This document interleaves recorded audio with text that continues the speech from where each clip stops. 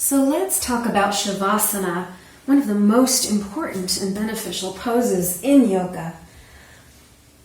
It gives us permission to just be. And that stillness is so important to our ability to concentrate the mind and maintain a right or helpful view. It also gives us time to process on a very deep neurological level all that has happened as a result of our practice. So there are many different ways to make yourself comfortable in Shavasana, and I'm just going to point those out. And I'm going to encourage you to always take the time to take some kind of Shavasana.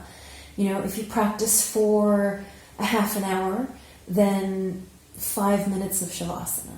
If you've practiced for an hour, then maybe you want to do 7 to 10 minutes of Shavasana. So for some people, lying on the back like this with straight legs is not comfortable. So one thing you can do, grab a bolster, pillow, or blanket, and place it under the knees to elevate the knees. Voila. Now you also might want something under your feet as well here, or perhaps just under your feet, like so.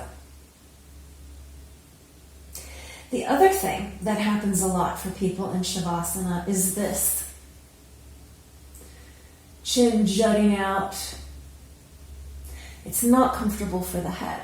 So if this is true for you, then grab a blanket or pillow and place it under the head. You don't want to be like this. You don't want to go the other direction. You just want to be in a horizontal line to the floor. So once you have made yourself comfortable in Shavasana, and the other thing is that you're welcome to be in Shavasana in constructive rest. And what is nice is if you can walk your feet out a little bit and let your knees kind of fall in towards each other, then you don't have to hold your legs up or feel as if you are having to engage the groin muscles. For some people that might not be necessary. You might be able to stand on your feet quite comfortably without engaging the groin. So once you've determined the most comfortable position for you, and for me, it's this at the moment, then focus on the sensation that you have through your open palms up.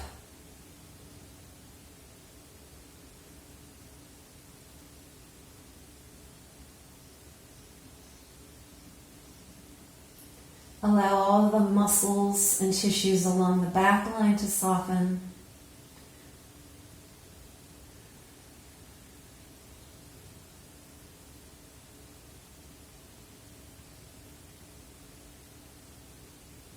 Check in with your face and release any tension that you're holding around your eyes, through the forehead, around the jaw.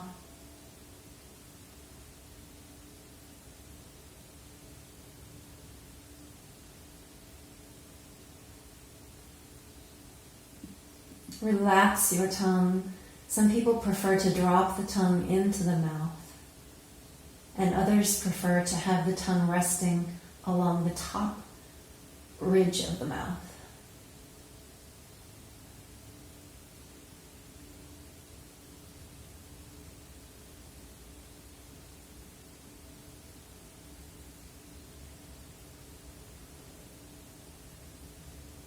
And once you begin to relax the muscles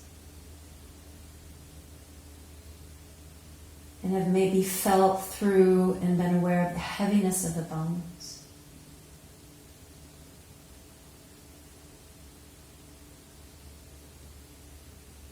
You can begin to focus on your contact points in your relationship to the ground. How the ground is rising up to meet you and hold and support you. And then you can release into that support with the breath.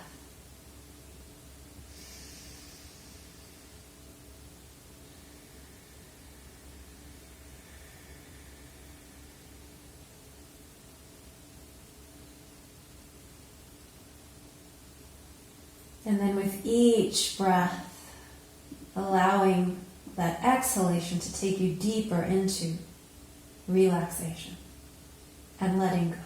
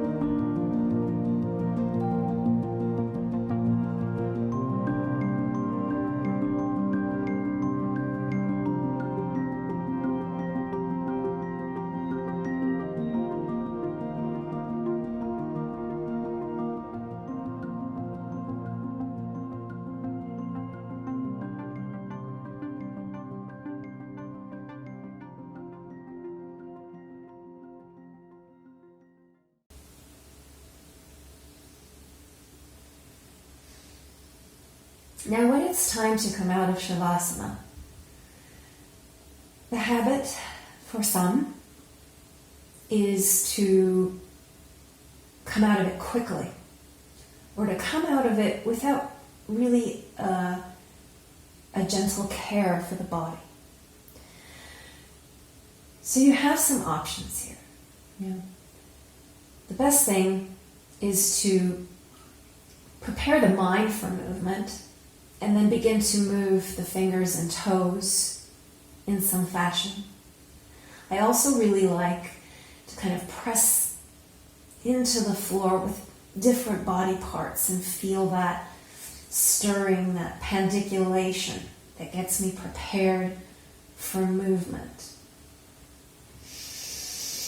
A deep breath can also help, especially into the chest, which helps to invigorate us as opposed to belly breathing, which helps us to relax. And then it can be nice to take a long body stretch, kind of wrapping the muscles around the full length of the bone, and then releasing, and or taking in the knees towards the chest. Depending on how much time you have, it can be really nice to unwind with a supine twist, allowing the knees to drop off to one side or the other. And I'm just going to show that through quickly here. And of course, you can hold as long as you like.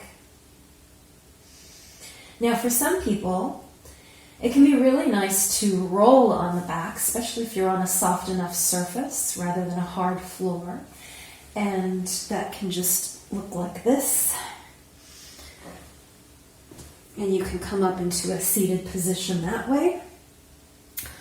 Or, if that's not comfortable for you, just come into a side-lying position, a little fetal position.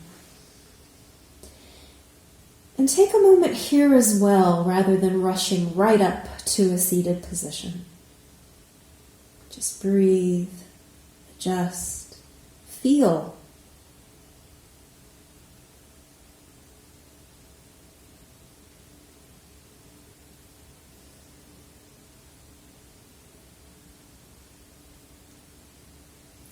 And then you can use this arm, whichever arm happens to be on top, right or left, and the top leg as well, to help draw you up almost effortlessly into a seated position.